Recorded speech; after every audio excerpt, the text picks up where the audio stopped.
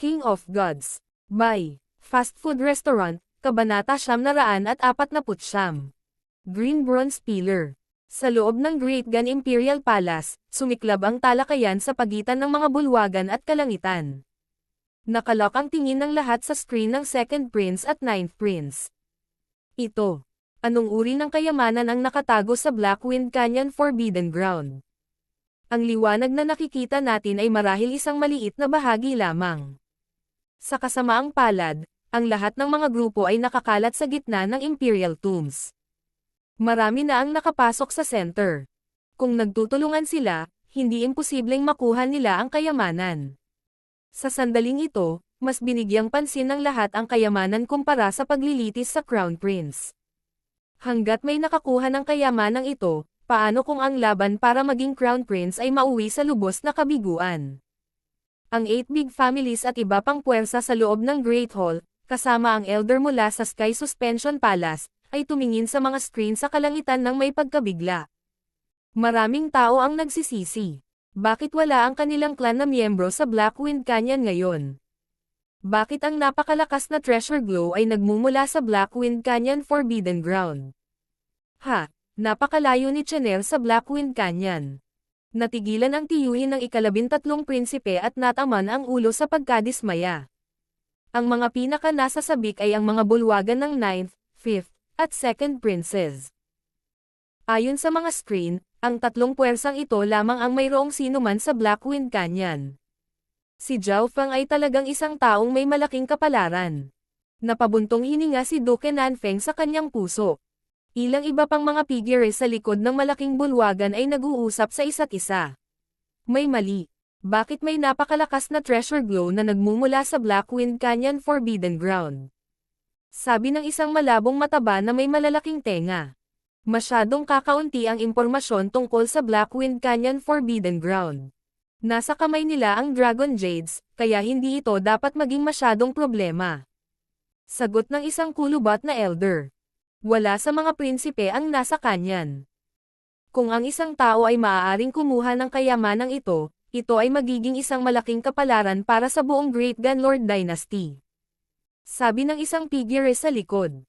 Ang grupo ng 6 ay pumasok sa hagdan ng bato sa gitna ng ipinagbabawal na lupa at dahan-dahang pumasok. Ang landas na ito ay malamang na humahantong sa kung nasaan ang kayamanan. Kumislap ang mga mata ng matanda na nakasuot ng lila. Ang itim na hangin sa loob ng pathway ay mas condensed kaysa sa labas, at ang pathway ay halos ganap na itim. Higit pa rito, ang kakaibang materyal ng mga pader ay kapansin-pansing nabawasan ang pandaman ng lahat. Woo! Isang malagim na sigaw ang biglang tumunog sa kadiliman, at isang higanteng itim na figure ang tumangay sa grupo na parang buhawi. Hindi maganda. Isa itong Emperor level na Blackwind Yin Ghost. Lahat ay may malungkot na ekspresyon. Tulad ng iniisip nila, ang panganib ay umiral kasama ng kapalaran. Matagal na silang lahat na gumagala sa labas at nakatagpo lamang ng King level na Blackwind Yin Ghosts, ngunit nakilala nila ang isang Emperor level na Blackwind Yin Ghost pagkatapos pumasok sa pathway na ito. Mula rito, nakita nila na tama ang kanilang landas. Terena, ang matanda na nakasuot ng lila ay sumalakay na may lakas ng soul power. Itinulak niya ang kanyang palad, at kulay ube na liwanag na maaaring makapinsala sa parehong pisikal at kaluluwang mga dimensyon na kinunan patungo sa Blackwind Yin Ghost. Naglabas din si Leitong ng isang maitim na perlas ng kidlat at inilagay ang kapangyarihan ng kanyang kaluluwa dito. Isang kidlat ang nabuo mula sa kanyang kaluluwa at agad na bumaril, sumabog sa ulo ng Blackwind Yin Ghost.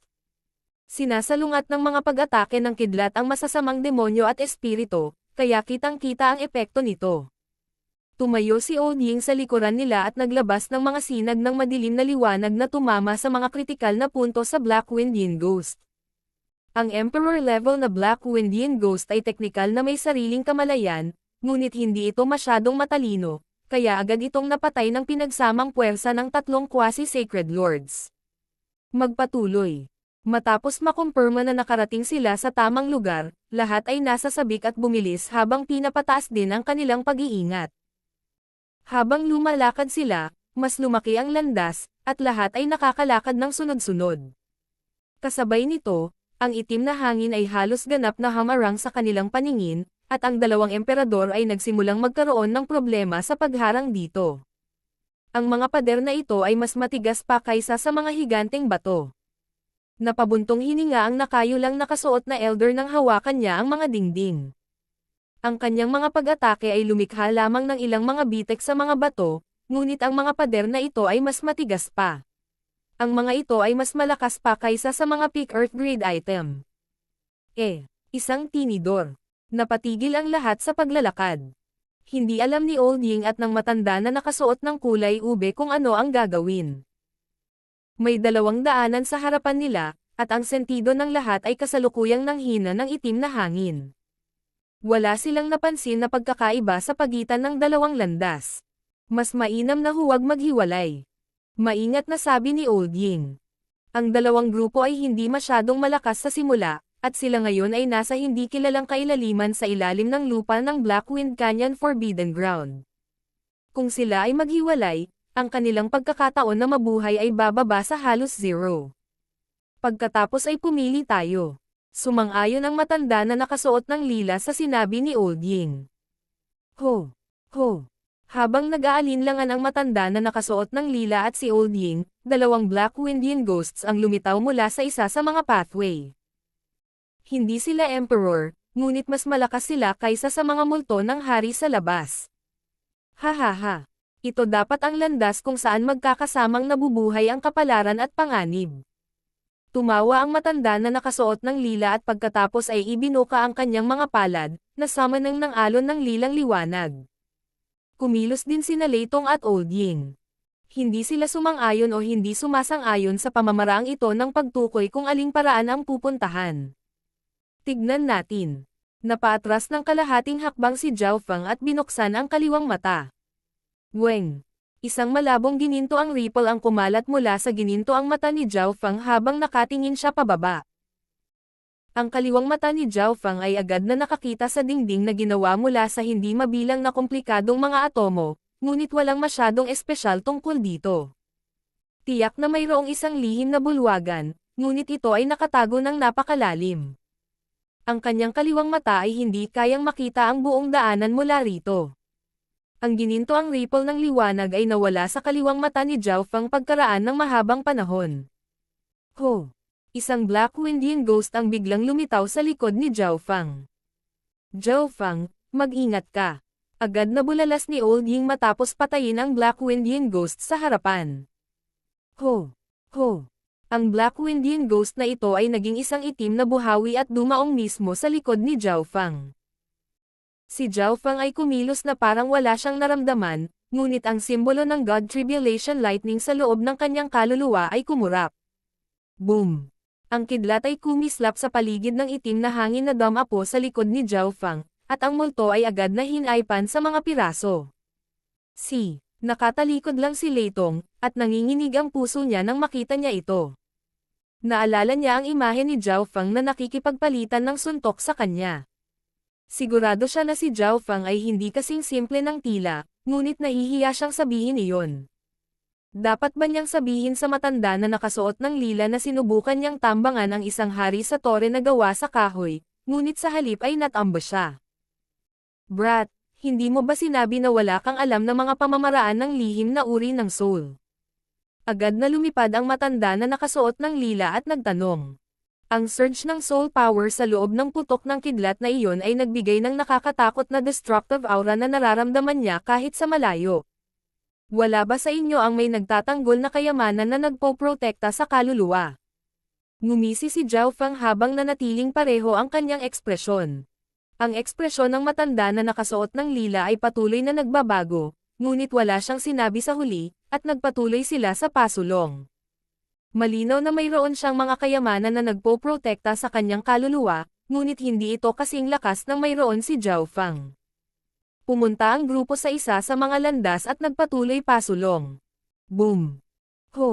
Ang dagandong ng Blackwindian ghosts at ang tunog ng labanan ay nagmula sa harapan. Ano? May nauna sa atin. Bumilis ang tibok ng puso ng matanda na nakasuot ng lila, at naging solemn na ang kanyang ekspresyon.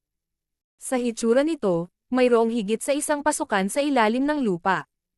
Lumiko ang lahat sa sulok at naramdaman ang malakas na bagzo ng itim na hangin na papalapit sa kanila.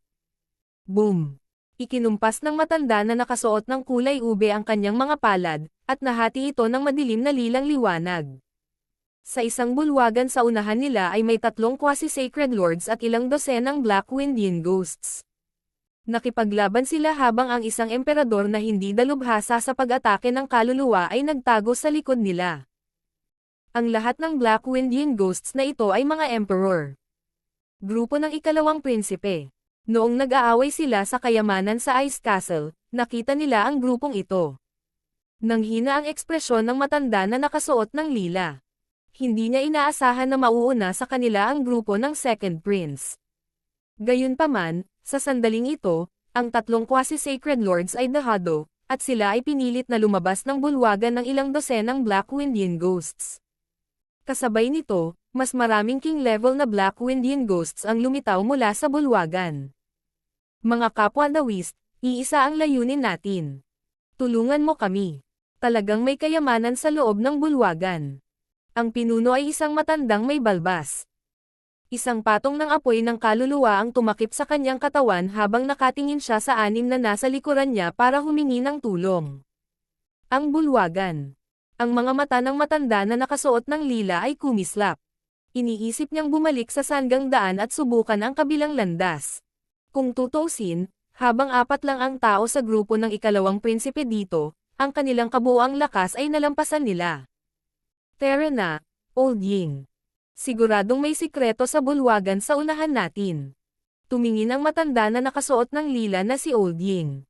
Kung hindi handang tumulong si Old Ying, kung gayon ang kanyang sariling grupo ay masusupol ng grupo ng ikalawang prinsipe kung sila ay magkakasamang mag-scout. Sige. Tumingin si Old Ying sa pasukan na hinarang ng hindi mabilang na Black Windian ghosts at sumang-ayon.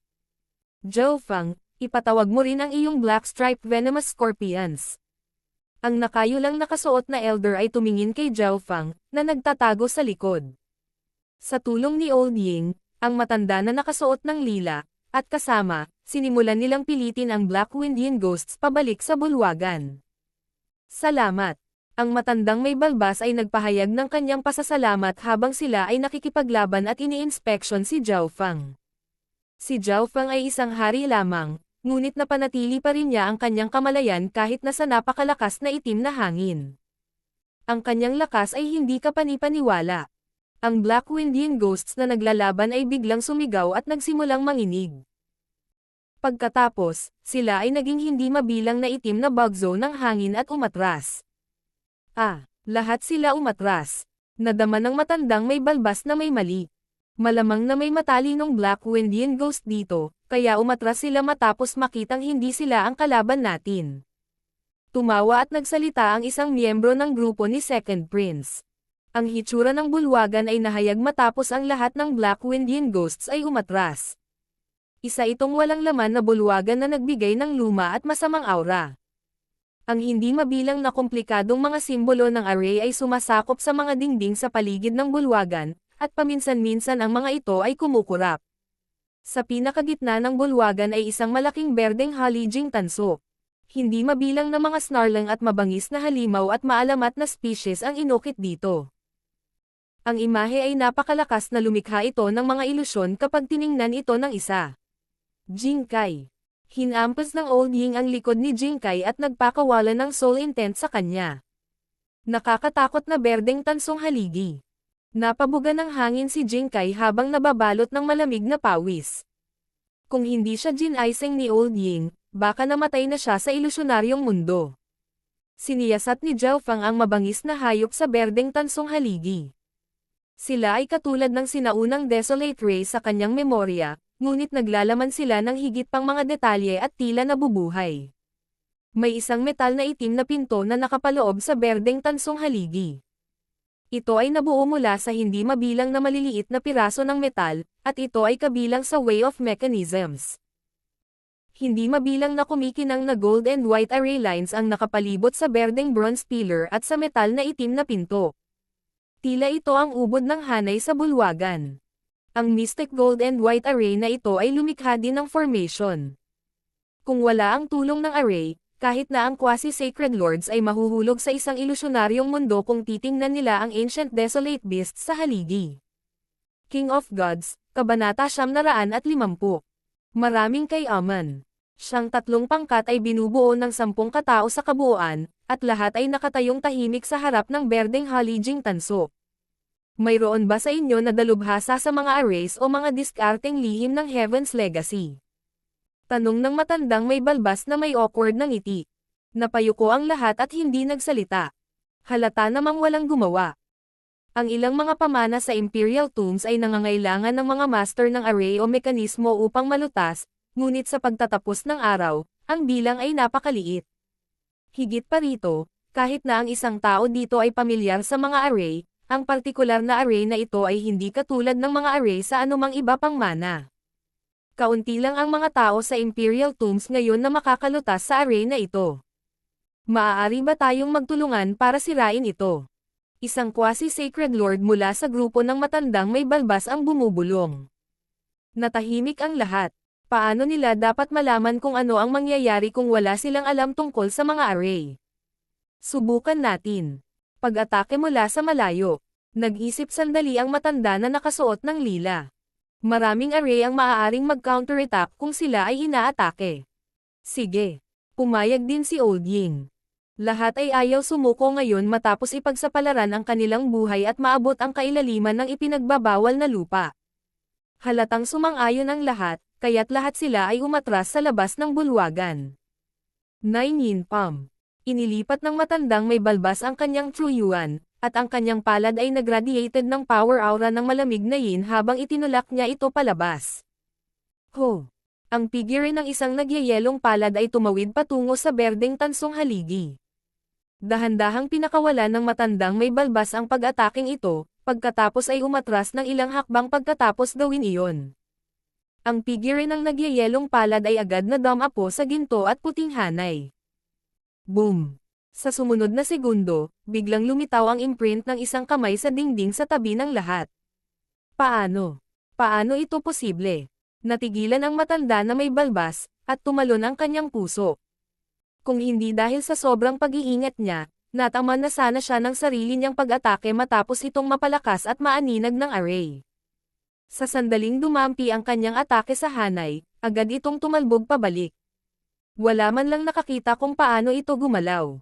Maging ang paghinga ni Zhao Fang ay tumigil. Sa pamamagitan ng kaliwang mata, unti-unti niyang naulit ang nangyari.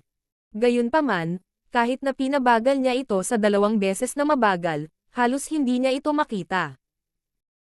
Ang matanda na balbas ay may karanasan at may kaalaman, kaya napaatras siya ng ilang hakbang pagkatapos talagang magpakawala ng kanyang atake, kaya naman ang palad ay tumama sa dingding imbes na sa kanyang sarili.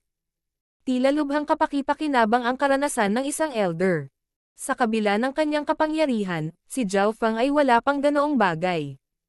Nanlalaki ang mga mata ng iba sa hindi makapaniwala. Tulad ng inaasahan ko, ang gayong kayamanan ay nakatakdang hindi pag-aari natin. Napabuntong hininga ang Old Ying. Mula sa nangyari, masasabi nilang lahat na ang lalim ng hanay na ito ay lumampas na sa antas ng isang mystic light realm. Tingnan mo. Ang pader. Biglang bulalas ni Jinkai. Ang mga mata ng lahat ay lumayo sa hanay at patungo sa tatak ng kamay sa dingding. Nagkaroon ng manipis na bitek sa loob ng imprint. Ito ay... Kapansin-pansing nagbago ang ekspresyon ni Zhao Fang nang makita niya ang nasa loob gamit ang kaliwang mata. Ang aura ng substandard na God Crystals. Sumangot ang ilong ng matanda na nakasuot ng lila, at nagsalita siya ng may katiyakan. Lahat, salakayin ang pader na ito. Isang masayang ekspresyon ang ipinakita ng matanda na may kambing. Kung hindi nila makuha ang kayamanan na tinatakan ng hanay, hindi magiging masama na makahanap ng iba pang bagay. Boom! Boom! Ang yelo, kidlat, apoy, at hangin ay hamampas sa dingding. Bam! Sa ilalim ng pinagsamang pagsisikap ng lahat ng mga pag-atake, ang pader ay nabasag. Ho! Isang surge ng nagninangas na mainit na wind lightning ang biglang lumitaw mula sa likuran. Isang pares ng scarlet wings of lightning ang biglang nabuo sa likod ni Zhao Fang, at pinilit niyang iatras ang tatlong emperor sa malapit sa kanyang malakas na aura ng nagniningas na kidlat. Whoosh! Si Zhao Feng ay naging isang kidlat at unang pumasok sa butas sa dingding. Zhao Feng. Paano ito posible? Galit at nabigla ang matanda na nakasuot ng lila. Ang lakas na ipinakita ni Zhao Feng ngayon ay halos nalampasan ang bawat pinakamataas na emperor sa Imperial Tombs. Hindi niya inasahan na si Zhao Feng ay nagtatago ng ganoon kalalim. Ngayong naihayag na ni Zhao Feng ang kanyang lakas at siya ang unang pumasok, halatang may natuklasan siyang isang uri ng kayamanan. Ho! Ho! 6 na quasi-sacred lords ang sumugod kay Zhao Feng sa kabilang panig ng pader. Talagang malakas ang Zhao Feng na ito. Nagulat ang batang emperor mula sa grupo ng emperor na nakasuot ng lila. Sa huling mana noong nag-away sina Zhao Feng at Lei Tong, napagtanto niya na ang The Hado ay si Lei Tong talaga. Si Lei Tong ay isang quasi-sacred lord, at ang kanyang battle power ay maihahambing sa mga normal na sacred lords. Ang tatlong emperor ay hindi nagpakita ng anumang mga palatandaan ng kahinaan, at sila ay umaksyon din. Ito ay nataranta ang 6 na quasi-sacred lords. Ang dimensyon ay puno ng liwanag, at ang kanilang mga katawan ay nanginginig habang ang surge ng sinaunang aura ay dumaan sa kanila. Napuno ng iba't ibang bagay, bato, at substandard na God Crystal ang buong lugar at nagbigay ng maliwanag na liwanag na nagpapaliwanag sa buong dimensyon. Ang hindi mabilang na mga bato, sirang bagay, balat ng hayop, bote ng tableta, at iba pang mga bagay ay bumuo ng malalaking tambak, at ang bawat bagay ay nagbigay ng sinaunang aura. Ang lahat ng mga bagay na ito ay nagkalat sa buong lupa na parang mga basura lamang. Ito ay God Fallen Metal, Sky Crystal Fire Mine, Purple at Gold Saint Jade. Kahit na ang mga mula sa mas lumang mga henerasyon ay nakilala lamang ang ilang dosenang mga bagay na ito, at nagsimula silang manginig sa pananabik. Anumang random na bato o scrap dito ay magdudulot ng digmaan sa pagitan ng 4 na bituin na kapangyarihan sa labas ng mundo. Ang God Fallen Metal, na nakakalat lang sa lugar na ito, ay isang maingat na itinago na mapagkukunan na itinago ng Great Gun Imperial sa kanilang lihim na kaban. Karamihan sa mga bagay dito ay hindi man lang nakikilala, gaya ng ilang kayumangging balat ng hayop at ilang hindi kilalang table task. Kunin mo silang lahat. Agad na tinalikuran ng 6 na quasi-sacred lord ang kanilang eleganteng ugali at pumasok, kinuha ang lahat ng kanilang nahanap. Napakaraming kayamanan dito kaya't ang tatlong emperor na sumunod sa kanilang likuran ay lubos na nasiyahan sa pagpulot lamang ng ilang mga scrap. Ang lahat ng bagay dito ay agad na nalinis. Ni isang maliit na tipak ay hindi naiwan. Zhao Feng, ibigay mo ang kalahati ng nakuha mo. Ang matanda na nakasuot ng lila ay agad na nagpakita kay Zhao Feng at pinakawalan ang kanyang malakas na aura. Dumating din si Lei Tong at isa pang emperor. Hindi nagbago ang ekspresyon ni Zhao Feng sa ilalim ng panggigipit ng matanda na nakasuot ng lila. Paimpol niyang tiningnan ang matanda na may malamig na tingin. Ano ang ibig sabihin nito? Napagpasyahan natin na kung sino ang unang makakakuha nito ay siyang mananatili nito. Agad na tumayo ang Old Ying. Noong nagsama kami kanina, tinagaw niya ang kanyang lakas at hinayaan kaming gawin ang lahat ng mahirap. Sinasabi ko lang sa kanya na iabot ang kalahati. Nagningning ang mga mata ng matanda na nakasuot ng lila. Nakita niya si Zhao Feng na kumuha ng God Crystal kanina. Isang God Crystal, hindi isang substandard na God Crystal. Iyon ay isang bagay sa domain ng mga Diyos, at ito ay nabuo mula sa kapangyarihan ng Heavenly Divine Realm.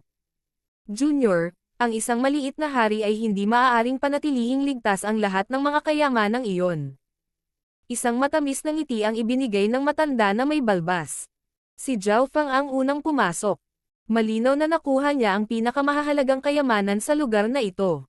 Bagamat maaaring gamitin ni Zhao Feng ang array para umalis, hindi na siya makakatakas pagkatapos. Malungkot ang ekspresyon ng Old Ying. Hindi niya akalain na sasali rin dito ang matanda na may balbas. Hindi natakot si Old Ying sa grupo ng matanda na nakasuot ng lila, ngunit ang matanda na may kambing ay may 3 quasi-sacred lords, at lahat sila ay mas malakas kaysa sa elder na nakasuot ng lila. Kung wala silang magagawa, maaari lamang nilang gamitin ang array sa kanilang Dragon Jades, habang si Zhao Feng ay makakatakas kasama ang Misty Spatial World. Magiging sulit pa rin ito para sa lahat ng mga kayamanan. Hindi ko ugali na iluwa ang kinain ko. Ngumiti si Zhao Feng sa pangaalipusta. Nang marinig iyon, kapansin-pansing nagbago ang ekspresyon ng matanda na nakasuot ng lila at ng matanda na may balbas, at nanlaki ang mga mata ng iba. Mayabang na Junior. Kahit hindi mo ugali na iluwa ang kinain mo, tuturuan kita kung paano. Naging berde ang mukha ng matanda na nakasuot ng purple habang sinimulan niyang i-circulate ang kanyang dark purple na True Yuan. Tumigil ka. Agad na tumawag ang Old Ying. Ho! Ang matanda na may kambing ay agad na humarap kay Old Ying at hinaranggan siya. Sacred Lightning Dominating Body. Humakbang si Zhao Feng at biglang tumangkad habang tinatakpan ng isang layer ng ginto at asol na liwanag ang kanyang katawan. Ang pressure ng pinakamataas na ikalimang antas Sacred Lightning Body ay agad na durog. Boom! Ang matanda na nakasuot ng lila, na nagpapalipat-lipat pa rin ng kanyang True Yuan, ay agad na nagambala. Kumulo ang dugo sa kanyang katawan at halos tumalsik. Nanginginig na bumagsak sa lupa ang batang emperor sa tabi niya at hindi na makatayo. Ito ba ang kanyang tunay na lakas? Nagpumigla si Lei Tong, at halatang hindi rin maganda ang pakiramdam niya. Naramdaman din ng mga miyembro ng grupo ng matanda na may balbas ang kanilang puso. Ang pressure na ipinakita ng katawan ni Zhao Feng ay nagpabigat sa kanilang pakiramdam kahit na medyo malayo sila sa kanya. Zhao Feng, kung hindi mo ibibigay ang kalahati ng iyong mga kayamanan ngayon, pipilitin kong gamitin ka at ang iba pa sa iyong grupo na gamitin ang iyong Dragon Jades. Napuno ng galit at pagtataka ang matanda na nakasuot ng lila. Kahit na nilinang ni Zhao Feng ang isang malalim na pamamaraan sa pagpapalakas ng katawan, isa pa rin siyang hari. Hindi mapapatawad ng elder si Zhao Feng sa pagsuwi sa kanyang kalooban. Zhao Feng, iabot mo lang ang kalahati ng iyong gamit. Napuno ng gulat si Jing Kai, at nahirapan siyang huminga kapag magkasamang kaharap ang grupo ng matanda na nakasuot ng purple at ang grupo ng Second Prince. Nililigawan mo si kamatayan. Ang Sacred Lightning Body ni Zhao Feng ay biglang naglabas ng alon ng kidlat habang siya ay sumuntok gamit ang kanyang Fire of Wind Lightning. Ang pisikal na puwersa na pumipigil sa lahat ay biglang bumaril patungo sa matanda na nakasuot ng lila na parang bagyo ng apoy at kidlat. Hindi namin malulutas ang hanay sa bulwagan, kaya wala nang natitira sa pag-scout sa Blackwind Canyon. Oras na para tanggalin ang matandang bastos na ito. Ano? Hindi inaasahan ng matanda na nakasuot ng lila na si Zhao Feng ang unang aatake, at ang kapangyarihan sa loob ng kamao na ito ay talagang nagparamdam sa kanya ng panganib sa buhay at kamatayan. Whoosh! Isang asol na kalasag ang lumitaw sa kamay ng matanda na nakasuot ng lila. Boom! Ang kamao ni Zhao Feng ay bumangga sa asol na kalasag, at isang unos ng apoy at kidlat ang sumabog. Basag! Ang asol na kalasag ay agad na nabasag, at ang nakayulang nakasuot na elder ay umatras ng ilang dosenang hakbang habang ang kanyang mga kamay ay namamanhid. Paano ito posible? Paano magkakaroon ng ganoong nakakatakot na kapangyarihan ang isang maliit na hari? Natigilan ang matanda na nakasuot ng lila. Ang kanyang asol na kalasag ay nawasak ng ganoon lang. Nataranta ang mga manunood. Ang pisikal na lakas lamang ni Zhao Feng ay maihahambing sa isang quasi-sacred lord. Ibigay ang lahat ng iyong mga kayamanan o gamitin ang iyong hanay at umazles. Malamig ang ekspresyon ni Zhao Feng habang dahan-daang lumapit sa nakatatandang naka-purple. Hahaha, kahit medyo huli na ako, dapat may hati din ako sa treasures diba? Sang malakas na tawa ang biglang umalangaw mula sa daanan kasabay ng matinding lamig. King of Gods, Kabanata 951. Array Grandmaster Wu Yu. Hahaha. Kahit medyo late na ako, dapat may share ako sa treasures diba? Sang malakas na tawa ang biglang umalangaw mula sa daanan kasabay ng matinding lamig. Masyadong mabilis ang pagbabago ng lahat.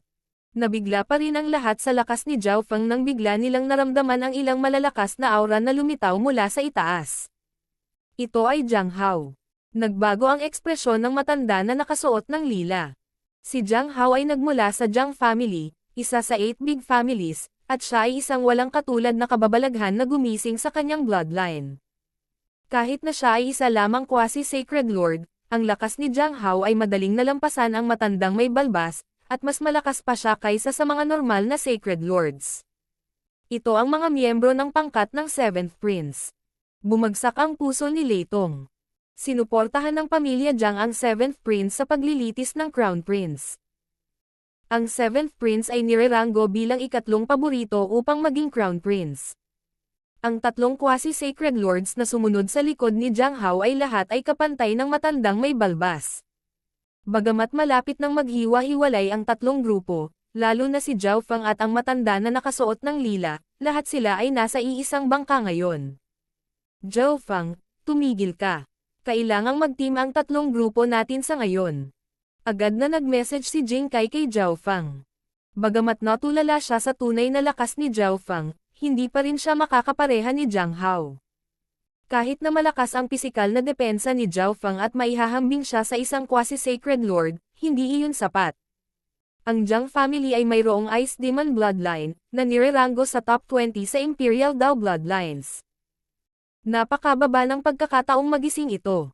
Si Jiang Hao ay talagang walang kapantay na pag-iral ng Jiang family laban sa sinumang hindi pa Sacred Lord. Kahit na ang mga normal na Sacred Lords ay maaaring hindi niya kapareha. Zhao Feng, tumigil muna tayo sa ngayon.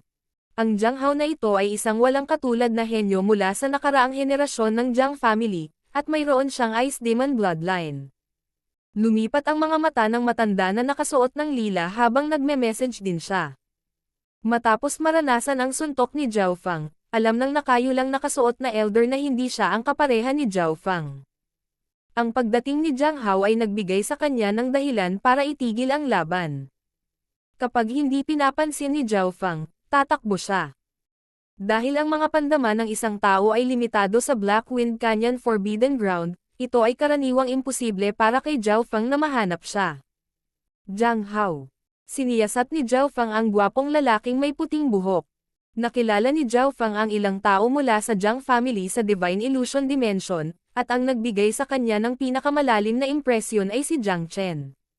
Sa puntong iyon, medyo malakas din si Jiang Chen, ngunit kung ikukumpara sa Jiang Hao na ito ay parang pagkakaiba sa pagitan ng langit at lupa.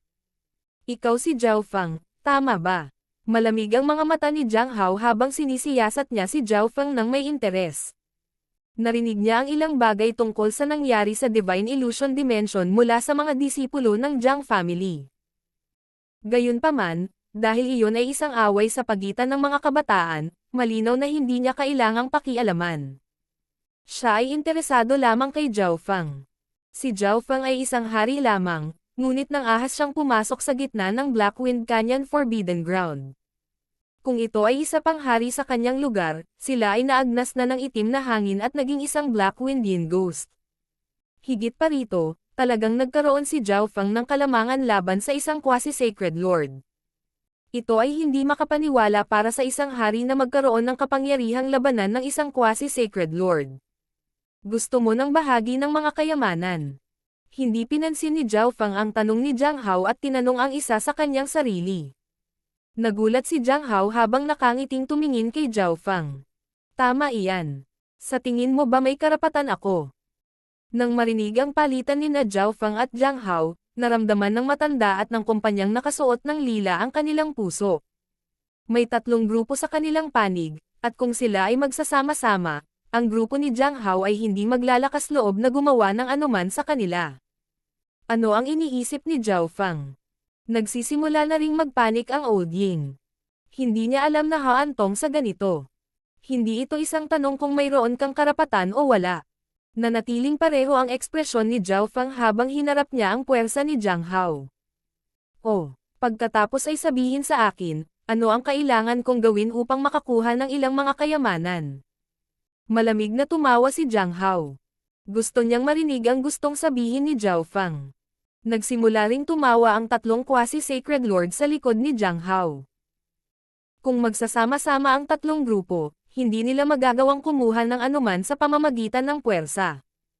Gayunpaman, ito ay malinaw na nagkaroon ng isang malaking panloob na awayan.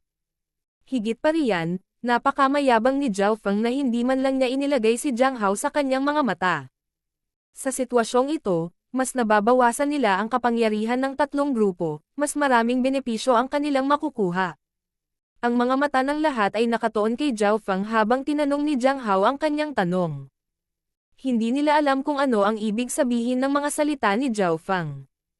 Ano ang iniisip nitong Zhao Fang? Bakit siya nagbubuga ng napakaraming kalokohan kay Jiang Hao? Ang matanda na nakasuot ng lila ay nagmura sa kanyang puso. Ang Fire of Wind Lightning at ang mga simbolo ng God Tribulation Lightning sa loob ng katawan ni Zhao Fang ay biglang pinakawalan. Isang pag-alon ng iskarlate gintong kidlat ang tumalbog patungo sa haligi sa gitna ng bulwagan. Sa sandaling ay circulate ni Zhao Fang ang kanyang True Yuan, naten si Jiang Hao at ipinalibot ang kanyang bloodline power, ngunit siya ay ganap na natulala. Noong una ay inakala niya na sasalakayin siya ng mayabang na si Zhao Fang, ngunit sa halip, sinuntok ni Zhao Fang ang isang bakanteng bulwagan. Gayunpaman, lumundag ang puso ng matanda na nakasuot ng lila, ang Old Ying, at ng matanda na may balbas. Alam nila kung gaano nakakatakot ang aksyon ni Zhao Fang. Ang suntok ni Zhao Fang ay patungo sa hanay sa haligi, at ang may balbas elder ay naipakita na sa lahat kung gaano kakilakilabot ang hanay na ito. Maaaring itaboy ng gold and white array na ito ang lahat ng pag-atake gamit ang mas malakas na puwersa sa bilis na walang makakariyak. Napailing ang lahat at likas na umatras ng ilang hakbang.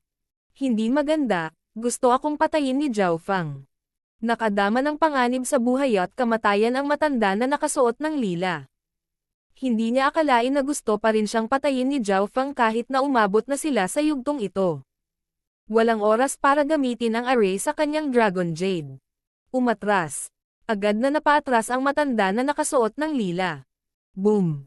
Sa sumunod na sandali, sumabog ang kanyang ulo. Nawasak din ang gulat na ekspresyon sa mukha niya. Isang marka ng kamao ang naiwan sa dingding sa likod ng matanda na nakasuot ng lila. Ho! Natahimik ang lahat. Ang tanging maririnig ay ang kakaibang sipol ng itim na hangin. Patay. Nanginig ang puso ni Leitong. Paano ito posible? Napaatras siya ng isang hakbang. Ang matanda na may balbas ay hindi makapaniwala. Nang umatake si Zhao Fang, nakapag-react ang matanda na nakasuot ng lila at napaatras. Noon lang damapo ang pag-atake ni Zhao Fang sa hanay at naaninag. Kung gayon bakit tinamaan pa rin ng pag-atake ang matanda na nakasuot ng lila? Nanlaki din ang mga mata ni Jiang Hao, at huminga siya ng malalim. Natigilan ang tatlo sa likuran niya, at nablangko ang kanilang isipan. Hindi nila naintindihan kung paano ang isang casual na kamao mula kay Zhao Fang patungo sa isang bakanteng bulwagan ay nagresulta sa pagsabog ng ulo ng matanda na nakasuot ng lila. Isang quasi-sacred lord ang namatay ng ganoon. Ginamit niya ang array. Isang matanda na may puting buhok sa grupo ni Jiang Hao ang tumingin sa gitna ng bulwagan na may kumikinang na mga mata, pagkatapos ay muling tinakpan ng itim na hangin ang bulwagan. Paumanhin, ngunit kinalkala ko na atres ka. Sabi ni Zhao Fang sa mababang tono patungo sa katawan ng matanda na nakasuot ng kulay ube, na para bang iyon ang magbibigay daan sa kanya na makapagpahinga ng payapa. Paano ito posible? Nang marinig ang sinabi ni Zhao Fang, ang mga taong pamilyar sa array theory ay natigilan. Una, ang pagkalkula lamang ng projection ng rebound ay napakahirap. Tiyak na hindi ito magagawa sa isang sulyap. Gayunpaman, sinabi rin ni Zhao Fang na kinalkula niya ang isang hakbang pabalik ng matanda na nakasuot ng lila. Walang naniwala sa kanya, ngunit ang katotohanan ay nasa harapan nila. Ngayon lang naramdaman ng lahat kung gaano katikot ang kabataang ito. Siya ay pumatay ng isang tao nang walang kahirap-hirap sa pamamagitan ng pagsasamantala sa hanay, at ang biktima ay hindi na nagkaroon ng anumang oras upang mag-react sa kanyang pagkamatay. Kahit na ang naka-purple na nakasuot na elder ay nagawang simulan ang array sa kanyang Dragon Jade, hindi siya makakatakas sa oras. Ito si Zhao Fang. Tumingin si Jing Kai kay Zhao Fang nang may pagtataka, na para bang ito ang unang pagkakataon na nakilala niya si Zhao Fang. Isang tao lang ang nagawang takutin ang lahat ng naroroon, kabilang ang sikat na Jiang Hao.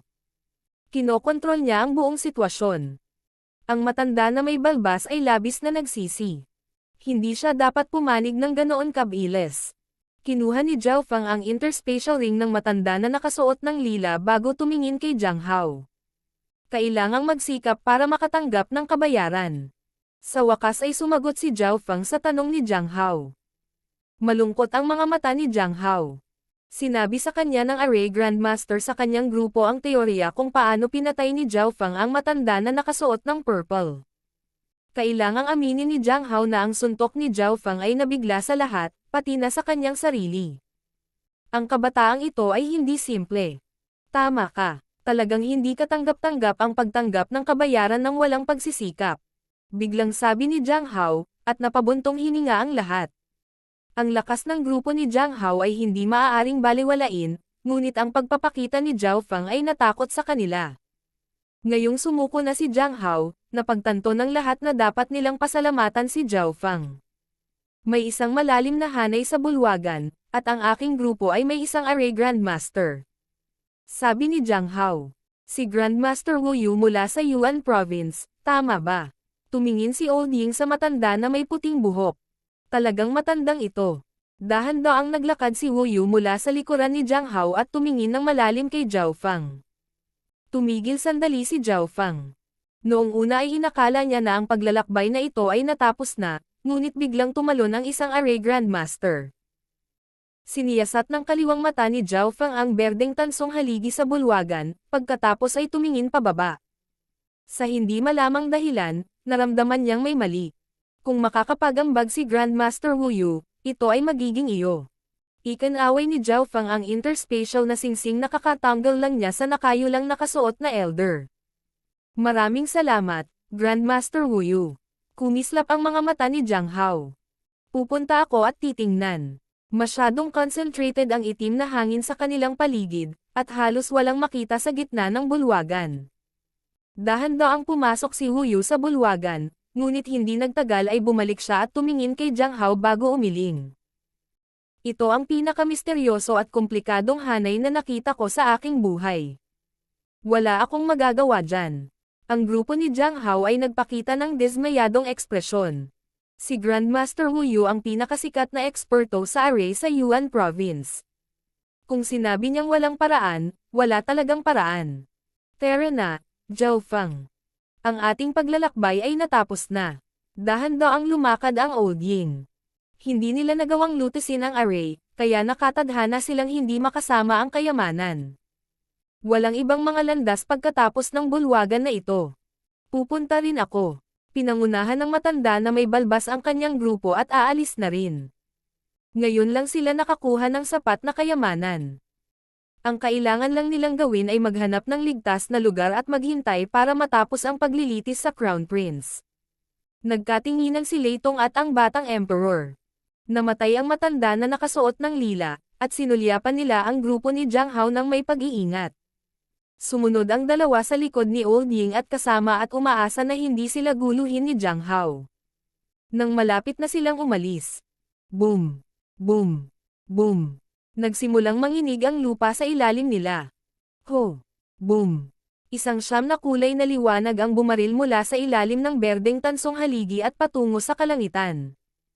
Ang buong bulwagan ay natatakpan ng isang siyam na kulay na liwanag, at isang alon ng liwanag ang bumalat sa lahat. Ang madilim na sukat ay naging isang kahanga-hanga at nakasisilaw na bulwagan. King of Gods, Kabanata 952. Black Wind Yin Ghost. Naakit ang tingin ng lahat sa siyam na kulay na liwanag na nagmumula sa berdeng tansong haligi, at hindi nila nagawang tumalikod. Tanging ang kaliwang mata ni Zhao Fang ang kumikislap na may isang alon ng gintong liwanag. Kasabay nito, ang mga simbolo ng God Tribulation Lightning sa loob ng kanyang kaluluwa ay kumikislap lahat. Gaya ng naisip ko, bahagyang bumulong si Zhao Fang. Sa pagkakataong ito, mas malapit na siya sa siyam na kulay na liwanag, kaya mas nakikita niya ito ng kaliwang mata. Ang siyam na kulay na ilaw na ito ay ginawa mula sa soul power, ibig sabihin, peke talaga ang nakamamanghang treasure glow na ito. Inilagay ni Zhao Fang ang isang kamay kay Old Ying, at isang surge ng soul intent at God Tribulation Lightning ang tumakip sa kaluluwa ni Old Ying. Old Ying, huwag kang gagalaw. Wala akong masamang hangarin. Sabay na mensahe ni Zhao Fang. Ho! Ang hangin ng yin at siyam na kulay na liwanag sa loob ng kaluluwa ni Old Ying ay dahan-daang pinalabas ni Zhao Fang. Agad na naging malinaw ang mga mata ni Old Ying, at pagkatapos ay nagpakita siya ng nakakatakot na ekspresyon. Zhao Fang, salamat. Huminga ng malalim si Old Ying habang nagmensahe kay Zhao Fang. Hindi ko akalain na naloko tayo sa Blackwind Canyon Forbidden Ground. Sinuri ng Old Ying ang lahat sa sandaling siya ay nagising, at nagbuntong hininga siya sa kanyang puso. Mula nang sila ay pumasok sa Blackwind Canyon Forbidden Ground, ang itim na hangin ay inaalis na sila, at ang mga pagnanasa sa kaibuturan ng kanilang mga puso ay unti-unting lumaki. Kahit si Old Ying ay hindi namalayan na nagbago na ang kanyang pagkatao. Isang siyam na kulay na liwanag pagkatapos ay bumaril sa hangin, at ang epekto ng itim na hangin ay naging mas malakas. Ang matanda na nakasuot ng lila ay biglang kumilos laban kay Zhao Fang, pati na rin ang pakikialam ng matanda na may balbas, ay dahil din sa pagbabago ng personalidad. Sa tabi nila, si Jing Kai ay tuluyan ng napilipit ng itim na hangin at ng siyam na kulay na liwanag. Siya ay naging mahina, makasarili, at walang emosyon. Ang tanging gusto niya ay kayamanan. Masisisi na lang niya na masyadong mahina ang isip niya at napakaraming nakatagong pagnanasa. Kahit si Old Ying ay walang kumpiyansa na gisingin si Jing Kai ngayon. Ipinikit ni Old Ying ang kanyang mga mata at sinimulang iikot ang kanyang soul intent na protektahan ang kanyang kaluluwa habang sinusubukang suriin ang siyam na kulay na liwanag sa kanyang harapan. Ito ay talagang isang malalim na kapangyarihan ng kaluluwa. Laking gulat ng Old Ying nang lumingon siya at tumingin sa iba. Bukod kay Zhao Fang at sa kanyang sarili, ang tingin ng lahat ay nakatuon sa berdeng bronze pillar habang nagbibigay ito ng siyam na kulay na liwanag at ganap na binaliwala ang lahat. Ang pagnanais para sa kayamanan ay ganap na nahayag sa kanilang mga mukha. Natakot si Old Ying sa lugar na ito. Maghintay tayo ng kaunti. Kung may emergency, gamitin ang array sa iyong Dragon Jade. Sabi ni Zhao Fang. Ang batang ito. Hindi makita ni Old Ying si Zhao Fang. Isa lamang siyang hari, ngunit nagawa niyang panatilihin ang kanyang kamalayan sa lugar na ito at ginaisang pa si Old Ying sa kritikal na sandali. Sa sandaling ito, talagang nagawa niyang tingnan ang siyam na kulay na liwanag ng walang problema. Naghinala si Old Ying na marahil si Zhao Fang ay isang reincarnated expert. Boom! Weng! Weng! Ang siyam na kulay na liwanag na nagmumula sa berdeng tansong haligi ay nagsimulang dahan-daang maglaho hanggang sa tuluyang mawala at bumalik sa normal. Naging madilim na naman ang buong bulwagan. Lahat ng kalalabas lang ay tumigil lahat at tumingin sa berdeng tansong haligi. Subukan nating makakuha ng gayong kayamanan. Kumikislap ang mga mata ng lahat habang nakatingin kay Wu Yu ng may pag-asa. Pinanood ng Old Ying ang eksenang ito ng may takot. Lahat ng tao sa hall ay kumikilos na parang may kumokontrol sa kanilang mga kilos. Bakit biglang sumulpat ang siyam na kulay na liwanag, sa oras na aalis na sila? Biglang lumitaw ang Blackwindian ghosts mula sa tinidor kanina nang nag-aalangan sila kung alin ang pipiliin, na humahantong sa bulwagan na ito. Lahat ng Blackwindian ghosts pagkatapos ay tumili at umatras. Ang lahat ng ito ay tila binalak ng isang tiyak na mahiwagang kapangyarihan. Zhao Fang, ano ang nakatago sa ilalim? Tanong ni Old Ying. Maaaring ito ay isang kayamanan, o maaaring iba pa. Hindi makita ng kaliwang mata ni Zhao Fang ang daan. Gusto rin niyang malaman ang sikreto ng lugar na ito kaya naman sinundan niya ang lahat kahit nagwawala na silang lahat. Zhao Fang, dapat ba nating pigilan si Wu Yu? Tumingin si Old Ying kay Wu Yu, na dahan-daang lumalapit sa komplikado at misteryosong golden white array lines. Bakit? Kahit napigilan natin sila sa pagkakataong ito, mas maraming tao ang pupunta rito, sa bulwagan na ito. Mas maraming tao ang darating sa susunod na paglilitis sa Crown Prince. Dapat ba nating bantayan ang lugar na ito magpakailanman? Ang tugon ni Zhao Fang ay hindi nakapagsalita kay Old Ying. Sa totoo lang, gustong malaman ni Old Ying ang sikreto ng lugar na ito. Hayaan ang lahat na maging tulad ng nararapat. Bumantong hininga ang Old Ying sa kanyang puso at naghanda na gamitin ang kanyang Dragon Jade. Ipinikit ni Wu Yu ang kanyang mga mata sa harap ng berdeng bronze pillar at ikinalat ang kanyang soul intent sa buong istruktura ng array. Ang soul intent ni Wu Yu ay dahan-dahang sumanib sa array at sa golden white array lines. Tumulo ang dugo mula sa bibig ni Wu Yu. Halatang sobrang lakas ang ginagamit niya. Gayunpaman, walang nagmamalasakit. Ang inaasahan lang nila ay masira ni Wu Yu ang hanay, kahit na kaunti lang. Sa paglipas ng panahon, ang lahat ay nagsimulang maging naiinip. Ang soul intent ni Wu Yu ay ganap na nahuhulog sa hanay na ito. Hindi niya namalayan na ilang beses na pala siyang umubo ng dugo. Isang bugzo ng itim na hangin ang biglang lumitaw mula sa isa sa mga landas. Wu! Hindi mabilang na Black Windian ghosts ang pumasok sa bulwagan. Hindi maganda, ang Black Windian ghosts ang umatras kanina. Bulalas ng matanda na may balbas. Pagkatapos ay papatayin natin silang lahat. Hindi natin hahayaang abalahin nila si Grandmaster Wu Yu. Nanlamig ang mukha ni Jiang Hao at akmang aatake. Jiang Hao, maghintay. Isang tao mula sa grupo ni Jiang Hao ang hamarang sa kanya. Tingnan mo, tinutulungan nila tayong masira ang hanay. Sigaw ng matanda sa tuwa. Ang hindi mabilang na King at Emperor level na Black Windian ghosts ay sumisingil patungo sa isang tiyak na punto sa array. Boom! Isang Black Windian ghost ang agad na naitaboy at napatay. Wu! Ang pangalawang Black Windian ghost ay sumugod at nagsimulang kumagat dito. Boom! Ang Black Windian ghost na ito ay pinatay din ng puwersang nagtataboy. Pangatlo. Pang-apat. Pinagmasdan ni Old Ying ang eksenang ito nang may pagkabigla. Tumindig ang kanyang mga balahibo, at likas siyang umatras ng ilang hakbang. Mahusay. Tinutulungan nila tayong masira ang array. Kumikislap ang mga mata ni Jing Kai habang siya ay bumulalas. Mukhang gusto ng mga Black Windian ghost na ito na makuha natin ang kayamanan. Hinaplos ng may balbas na matanda ang kanyang balbas at tumawa. Si Wu Yu ay may maputlang mukha at nagluwa ng isang subo ng dugo bago bumagsak sa lupa. Ang kanyang kamalayan ay ganap na sumanib sa hanay, at ito ang parehong punto kung saan umaatake ang Black Windian ghosts. Ho! Isang bahagyang crack ang lumitaw sa golden white array. Boom! Muling yumanig ang buong bulwagan. Whoosh! Boom! Isang makapal na ambon na kasing itim ng tinta ang bumalot sa berdeng tansong haligi at umagos sa kalangitan, at nagsimulang kumalat ang isang nakakatakot na aura. Sa sandaling ito, ang bulwagan ay tila naging impyerno. Isang masama at malamig na aura ang dahilan kung bakit hindi makahinga ang lahat. Whoosh! Ang bola ng itim na ambon na ito ay naging ulo ng isang mabangis na halimaw at nilamon ang katawan ni Wu Yu. Ano ang nangyayari? Bakit ang siyam na kulay na liwanag ay biglang naging nakakatakot na ambon? Si Senior Wu Yu ay kinain ng ambon na iyon. Gaano man sila katanga, ang takot sa kanilang mga puso ay biglang nagising ng malakas at nakakatakot na aura na ito. Old Ying, tumakbo ka. Agad na nag-message si Zhao Fang. Ho! Matapos mawala ang katawan ni Wu Yu, lumaki ang umuusbong na ulo at umaksyon patungo sa grupo ng mga tao. Isang malakas na puwersa ng pagsipsip ang nagmula sa bibig ng Black Mist Monster. Arg! Tulungan mo ako. Ang batang emperor mula sa grupo ni Lei Tong ay labis na naapektuhan ng lugar na ito at agad na sinipsip sa itim na ambon.